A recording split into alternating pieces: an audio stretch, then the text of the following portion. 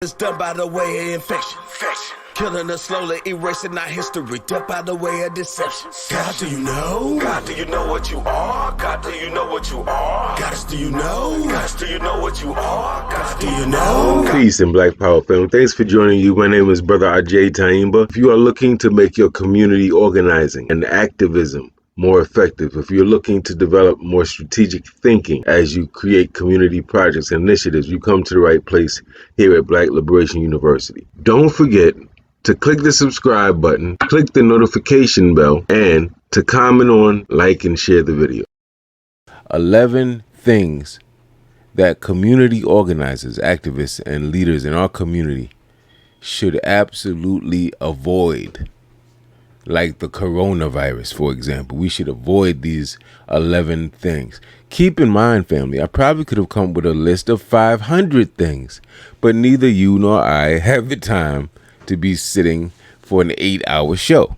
So what I try to do is kind of crystallize this presentation to 11 very important things. Okay, so it's not going to cover every little thing, family, but try to highlight some of the most important things. Number one, I would say that we, family, simply cannot afford to be impulsive. We can't make judgments or decisions or act based on hearsay.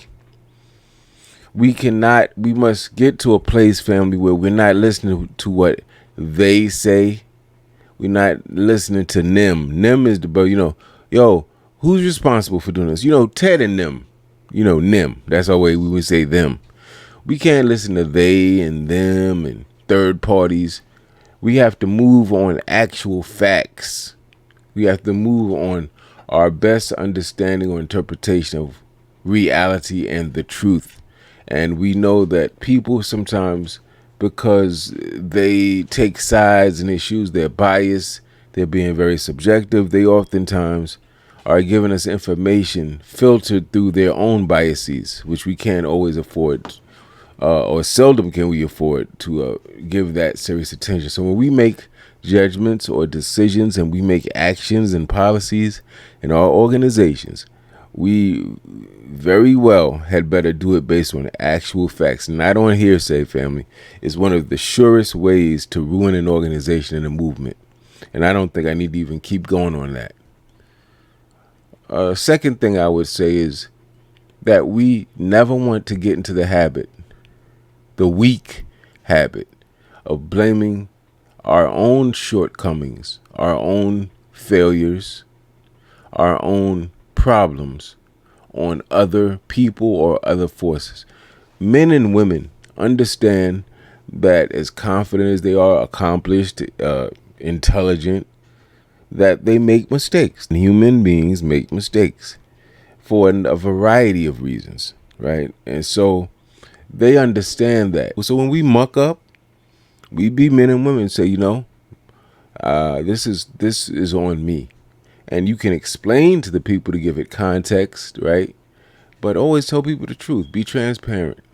You'll earn people's respect a lot quicker that way than trying to make them believe that something was not your fault when in fact it is. Number 3, family. One thing we don't want to do is allow outsiders to define our issues, to define our tactics, to define our realities, or anything. We want to always practice the Black nationalist principle of self-determination. Now, this doesn't mean we can't learn from people outside our community, nor does this imply that everybody inside our community is always right. This is trying to get us to be mature and to practice the principle of self-determination. Outsiders should not be leading our movements and should not be the principal influencers of our thoughts. We should never accept mediocrity. We should never accept being average. We should never be on some just enough to get by. We should always be aiming for excellence, looking to improve, looking to do better, to be more productive, to maybe to get more for our money and for our effort and our work and labor. Accepting mediocrity is a no-no, and it's a surefire way to sabotage an organization or a movement. We have such a sad history of being duped by so many cults and cult leaders and giving people our money, and people even participating in mass suicide, following these cult leaders. People could be informed, articulate, sincere, dedicated, transparent. They don't have to be saviors and messiahs and prophets. We'll let the community decide that. But when the leaders and organizers themselves are telling you, I'm your messiah, I'm your prophet, I think that's a bad sign. I think that we should get to a place where simply being a community servant is good enough. Family, we must see the world as it is. We should never confuse illusion with reality. We should never confuse that.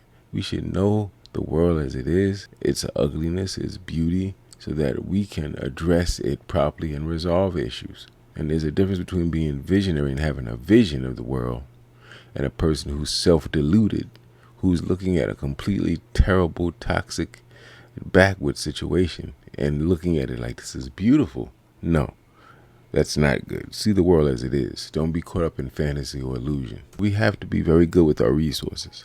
Many times we as a people are starting with a deficit of money, time, and energy. The last thing we need to do is waste our resources. So one of the things I would say for community organizers to avoid always is getting into the habit of wasting money, time, the labor of any resource of the people that we serve. We should never respect people, organizations, politicians, whoever it is, simply because of how they look, because of their income, because of their so-called status, or because of their so-called power, or the material things they've accumulated. Activists, organizers, and leaders cannot afford to be vain or shallow, nor can we afford to be materialistic and ego-driven. We must see things as they are, and we must see people as they are.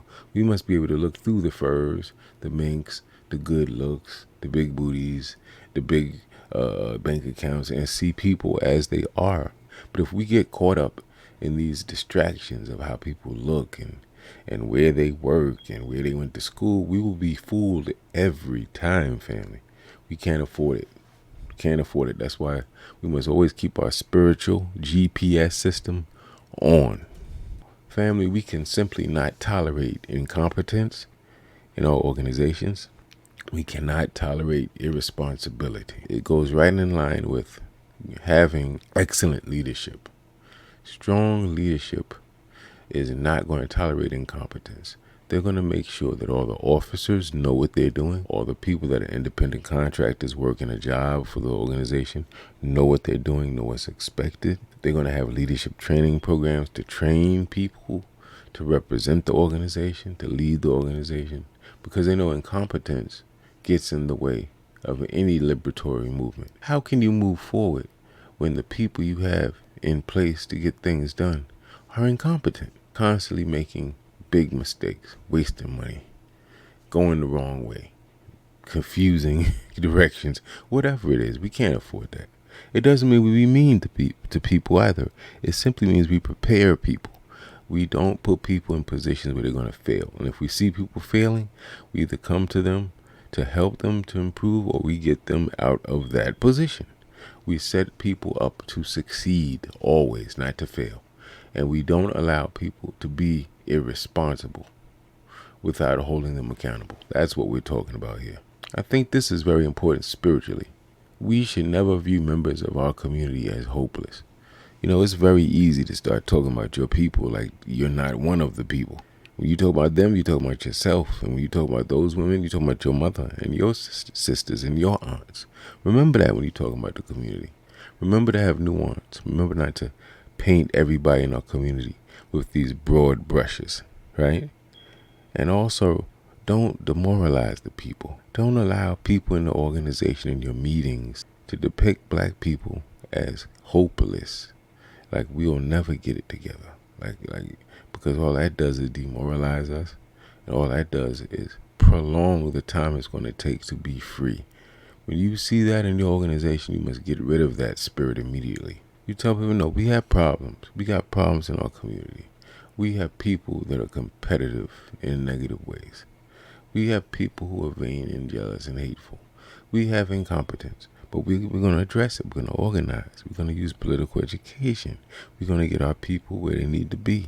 Never let people leave feeling like there's no hope, because you lost already before you even started if you don't have confidence. And then lastly, family, I'm giving you two extremes. We should not participate in overly liberal or fundamentalist thinking. By overly liberal, we simply mean that anything goes. There's no boundaries, no parameters. Everyone's excused. Nobody is checked for what they're doing. We allow people to give excuses. No one's held accountable because we're so busy trying to be buddy and be friendly and not offend anyone. Fundamentalism occurs when people are rigid. So there's countries, you stole a piece of bread, we cutting your whole hand off. We're going to make you wear your hand around your neck. That's a little extreme. Certainly, it will persuade you not to steal again. That's for sure. But that's a little too much for the particular crime. Maybe the answer is not in trying to hurt people and trying to be to bully people or be punitive. Maybe the answer when we see behavior we don't like is to educate people, to change the culture, to raise their temperature, to hit them in the head with truth and wisdom that they may be guided in a better direction. Fundamentalists tend to be heavy on being punitive, on punishing, fining, hurting, imprisoning, embarrassing. And we want to be careful with that. It means to say that we should be loving and empathetic. We should be approachable in our organizations. People should be able to talk to us. We should be accessible. We shouldn't be nobody's fool. We shouldn't allow ourselves to be conned. We should protect ourselves. So you should have balance. That's what we're saying here. Have balance. There's times that you have to listen and be quiet. There's times you're going to have to say, no, I'm sorry, we can't do that. There's times you got to stand up, be protective. There's times you're going to be more empathetic and compassionate. And know that good leadership doesn't blur the times. Good leadership knows when they need to act in certain ways and how they need to act in certain ways. But they never act one way all the time, right? So you don't want to be overly liberal. Hey, do whatever you want, no problem. Nor do we want to be fundamentalist. You can't breathe until I tell you. No, we don't want to do that. With that said, family, we're done. I hope you found it interesting. Thank you, family. Peace. Black Power. Ukusu.